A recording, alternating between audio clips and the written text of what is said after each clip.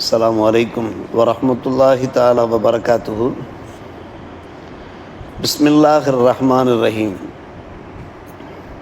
வஅன் அபீ ஹுரைரா ரலியல்லாஹு தஆலா அன்ஹு அன்ன ரசூலுல்லாஹி ஸல்லல்லாஹு அலைஹி வஸல்லம் قال ஹக்குல் முஸ்லிமி அலல் முஸ்லிமி ஹம்சுன் ரத்துஸ் ஸலாம் வ இயாதத்துல் மரீல் வ இத்பாஉல் ஜனாயிஸ் வ இஜாபத்துத் தாவ வ தஸ்மீத்துல் ஆத்திஸ் முத்தஃபக்குன் அலைஹி. பெருமானார் ரசூலே கரீம் ஸல்லல்லாஹு அலைஹி வஸல்லம் அவர்கள் பகருவதாக அபூ ஹுரைரா ரலியல்லாஹு அன்ஹு அவர்கள் அறிவிக்கிற ஹதீஸ், ஒரு முஸ்லிமுக்கு இன்னொரு முஸ்லிமின் மீது 5 கடமைகள் இருக்கின்றன, 5 உரிமைகள் இருக்கின்றன. சலாம் சொன்னால் மறுபதில் சொல்ல வேண்டும். அஸ்ஸலாமு அலைக்கும் வரஹ்மத்துல்லா என்று கூறுகிற போது வலைக்கும் சலாம் வரஹ்மத்துல்லா சொல்லாமல், பதில் சொல்லாமல் இருக்கக்கூடாது. அது ஒரு ஹக்காக, ஒரு கடமையாக இருக்கிறது. இயாதத்துல் மரீல், நோய்வாய்ப்பட்டவர்களை நோய் விசாரித்தவர்களுக்கு ஆறுதல் சொல்வது, துவா செய்வது. இத்பாவுல் ஜனாயிஸ், வீடுகளிலே ஜனாசாக்கள் நிகழுமானால் நாம் தொழுகையிலே கலந்து கொள்வது போன்று, கஃபன் தஃபனிலே கலந்து கொள்வது போன்று, ஜனாசாக்கள் நிகழ்கின்ற அந்த வீட்டிற்கே சென்று ஜனாசாக்கள் பள்ளிவாசல்கள் நோக்கி வருகிற போது துயர்ந்து வருவது, அதை பின்தொடர்ந்து வருவது. இஜாபத்து தாவா, முக்கியமான விஷயங்களுக்கு சகோதர சமுதாயத்தினர் அழைப்பு விடுக்கிற போது அதற்கு மரியாதை நிமித்தமாக பதில் சொல்லி கலந்து கொள்வது. இப்போ தஸ்மீத்துல் ஆத்திசி, ஒருவர் தும்மி அல்ஹம்துலில்லாஹ் என்று கூறிய பின்பு யர்ஹமுக்கல்லா என்று அவருக்காக துஆ செய்வது, அல்லாஹ் உமக்கு ரஹ்மத் செய்வானாக என்று. இந்த 5 விஷயங்களும் இன்னொரு முஸ்லிமின் மீது ஒரு முஸ்லிமுக்கு கடமையாக இருக்கிறது என்றார்கள் நபிகள் நாயகம் ஸல்லல்லாஹு அலைஹி வஸல்லம். பார்க்கிற போது இது ஒரு சாதாரண விஷயங்களாக தெரியலாம், ஆனால் அளப்பெரிய நன்மைகளை அள்ளி வழங்குகின்ற ஒரு அற்புத விஷயங்கள். சலாத்திற்கு மறுபதில் சொல்வது என்பது சாதாரணமான ஒரு விஷயம் அல்ல. உலகமெல்லாம் சாந்தி சமாதானம் நிலவ அது காரணமாக அமையும். சகோதரர் நோய்வாய்ப்பட்டிருக்கிறார் என்றால் அவரை சென்று நாம் நோய் விசாரிக்கிற போது, ஒரு 4 பேர் சென்று ஆறுதல் சொல்லுகிற போது, டாக்டர்களிடத்தில் சிகிச்சைக்காக வேண்டி அவர் சென்றிருப்பார். ஆனால் அந்த சிகிச்சையை விட நாம் சொல்லுகிற அந்த ஆறுதல் இருக்கிறதே, அவருக்காக நாம் செய்கிற பிரார்த்தனை இருக்கிறதே, அது ஒரு அருமருந்தாக இருக்கிறது, ஒரு ஆன்மீக மருந்தாக இருக்கிறது.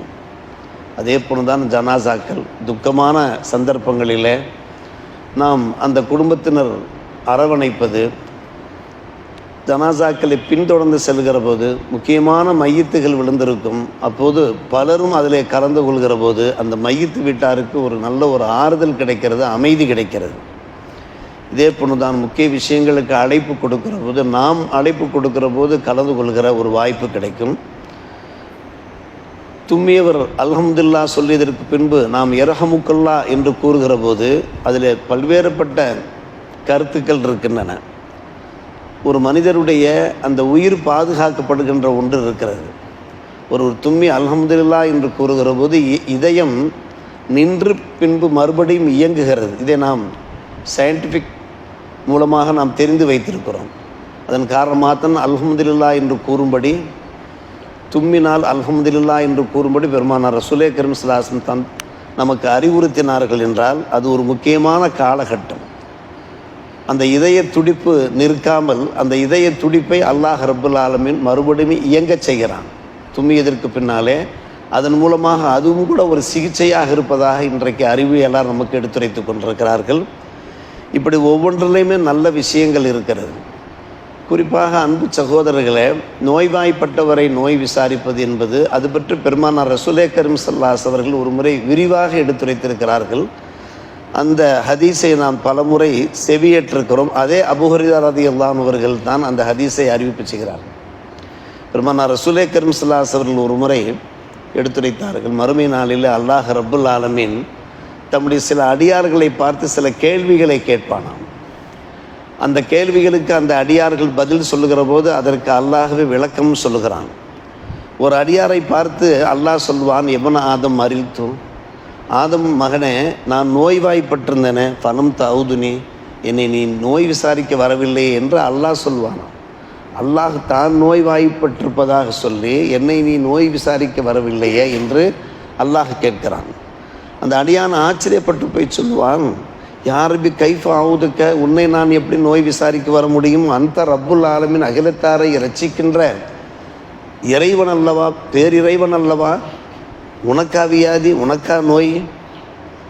அப்போது அல்லாஹ் ரப்புல் ஆலமின் இந்த அடியாரை பார்த்து பதிலுரைக்கிறான். மிகவும் முக்கியமான ஒரு விசேஷமான ஹதீஸ் இந்த ஹதீஸ். உங்களுக்கு தெரியாதா? என்னுடைய இன்ன அடியான் நோய்வாய்ப்பட்டு அவன் படுக்கையில் கிடந்தானே, முடியாமல் கிடந்தானே, நீ அவனை சென்று நீ நோய் விசாரிக்கவில்லையே. அவனை சென்று நீ நோய் விசாரித்திருந்தால் அந்த இடத்துல என்னை நீ பெற்றிருப்பாய் என்று அல்லாஹ் ரப்புல் ஆலமீன். அப்படியானால் அல்லாஹ்வுடைய திருப்பொருத்தம் கிடைக்கிறது. அவரை நோய் விசாரிக்கிற போது, தன்னுடைய அடியானை நோய் விசாரிக்கிற போது அல்லாஹ்வே நோய் விசாரிப்பதாக அல்லாஹ் ரப்புல் ஆலமீன் எப்படிப்பட்ட ஒரு வார்த்தையை பயன்படுத்துகிறான்னு பாருங்கள். இது ஒரு சாதாரணமான ஒரு வார்த்தை அல்ல. என் பெருமானார் ரசூலே கரீம் ஸல்லல்லாஹு அலைஹி வஸல்லம் நாவிலிருந்தான் இது போன்ற அறிவுரைகள் வெளிப்பட முடியும். இன்னொரு அடியாரை பார்த்து அல்லாஹ் சொல்கிறான், இப்னு ஆதமே, உன்னிடத்திலே பசியாக இருக்கிறது என்று நான் உணவு கேட்டேனே, இஸ்தத்அம்துக, உணவு கேட்டேனே, பரம் துத்தீமினி, எனக்கு நீ உணவு தர மறுத்து விட்டாயே. அதே போன்ற இந்த அடியானும் சொல்வான், யா அல்லாஹ், உனக்கு எப்படி நான் பசி அமர்த்த முடியும், உணவு அளிக்க முடியும்? நீதானே கோடிக்கணக்கான மக்களை நீ போஜிக்கிறாய், அவர்களுக்கு நீ உணவளிக்கிறாய். யா ரப்பல் ஆலமீன், உனக்கு எப்படி நான் உணவு தர முடியும்? அல்லாஹ் ரப்பல் ஆலமீன் பதில் உரைக்கிறான், இன்ன அடியான் உம்மிடத்தில் வந்து சாப்பாட்டுக்கு ஏதாவது தாருங்கள் என்று கேட்டபோது நீ தரவில்லையே. ஏதாவது உணவு தாருங்கள் என்று கேட்டபோது உம்மிடத்தில் உணவு இருந்தும் கூட நீ உணவளிக்கவில்லையே. உனக்கு தெரியாதா? நீ அவருக்கு உணவளித்திருந்தால் என்னை நீ அவரிடத்திலே பெற்றிருப்பாய் என்று அல்லாஹ் சொல்லுவான். அல்லாஹ்வுடைய திருப்பொருத்தம் கிடைக்கும். அடியானுக்கு உணவளிப்பது அல்லாஹுக்கு உணவளிப்பதாக அல்லாஹ் ரப்புல் ஆலமீன் எடுத்துரைத்து கொண்டிருக்கிறான். காரணம், இது அல்லாஹுடைய உத்தரவு, அல்லாஹுடைய திருத்தூதர் முஹம்மது ரசூலுல்லாஹி ஸல்லல்லாஹு அலைஹி வஸல்லம் உத்தரவு.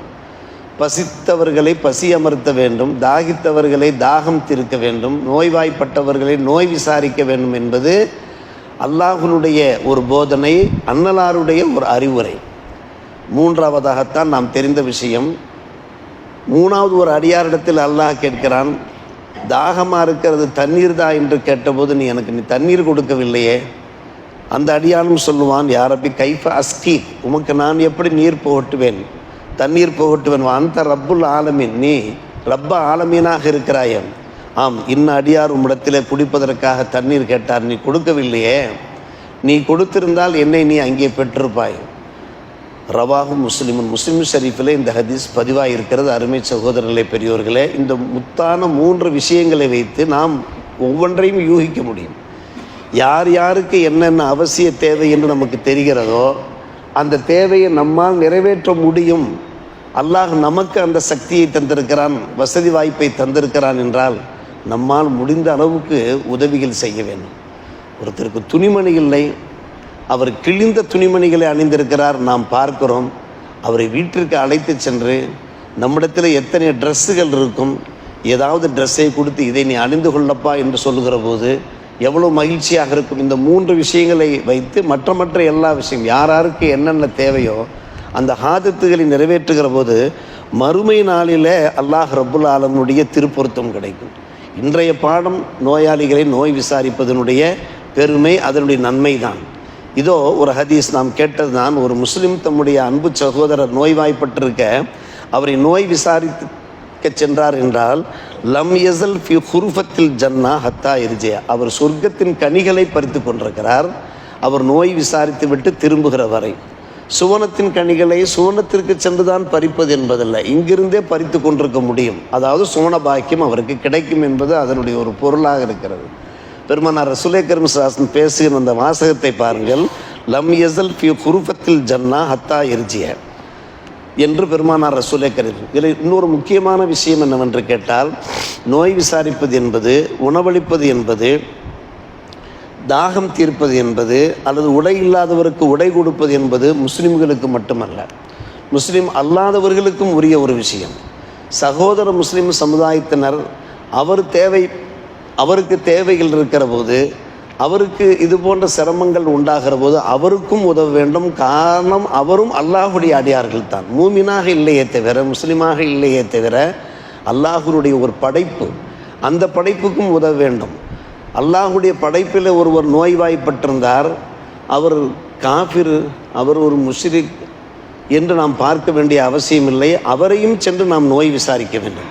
நோய் விசாரிக்கிற போது அவருடைய உள்ளத்தில் இருக்கக்கூடிய கெட்ட கெட்ட எண்ணங்களெல்லாம் மாறிவிடும்.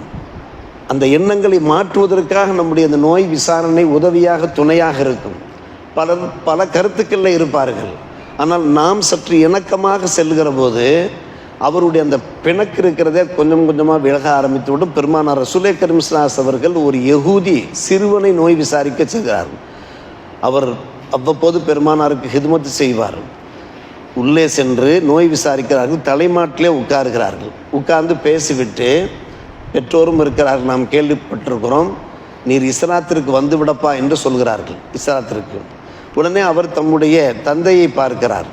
முகமது நபி ஸல்லல்லாஹு அலைஹி அவர்கள் மீது அந்த சிறுவனுக்கு ஒரு அன்பு இருக்கிறது, ஒரு பாசம் இருக்கிறது. தந்தையின் பர்மிஷன் இல்லாமல், அனுமதி இல்லாமல் நாம் எப்படி முஸ்லீமாக ஆவது? நபிகா நாயகம் ஸல்லல்லாஹு அலைஹி உடைய அந்த கோரிக்கையை கேட்டு தந்தையை பார்க்கிற போது அந்த தந்தை பதிலளிக்கிறார், அதி அபுல் காசிம், அபுல் காசிமுக்கு நீ கட்டுப்படப்பா என்றால். பெருமானார் ரசூலே கரீம் ஸல்லல்லாஹு அலைஹி அவர்கள் ஒரு யகூதியாக இருந்த போதும் கூட அந்த யகூதி வீட்டிலே அந்த யகூதியினுடைய மகனை நோய் விசாரிக்க சென்றிருந்த போது அந்த யகூதியிடத்தில் இருக்கக்கூடிய அந்த குரோதம் நீங்குகிறது. அவர்களிடத்திலே இருக்கக்கூடிய அந்த காழ்ப்புணர்ச்சி என்று சொல்வார்கள், மனமாச்சரியம், அந்த மனமாச்சரியம் அகல்கிறது.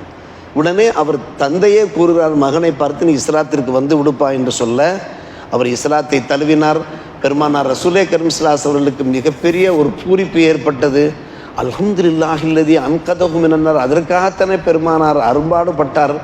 இந்த சிறுவனை எந்த அல்லாஹ் நரகிலிருந்து காப்பாற்றினாரோ அந்த அல்லாஹுக்கு எல்லா புகழும் என்று கூறுகிற போது இஸ்லாத்தில் சேருவதற்கும் கூட அது ஒரு காரணமாக ஆகிறது. நம்முடைய பண்பாடுகளை பார்த்து, நம்முடைய அரும் குணங்களை பார்த்து எத்தனையோ பேர் கொஞ்சம் கொஞ்சமாக அவருடைய இதயங்களிலே எத்தனையோ மாற்றங்கள் ஏற்படும். அந்த மாற்றங்கள் அடிப்படையிலே நாம் அவரை இஸ்லாத்திலே கொண்டு வர வேண்டும் என்று கங்கணம் கட்டி கொண்டு நாம் செயல்படவில்லை.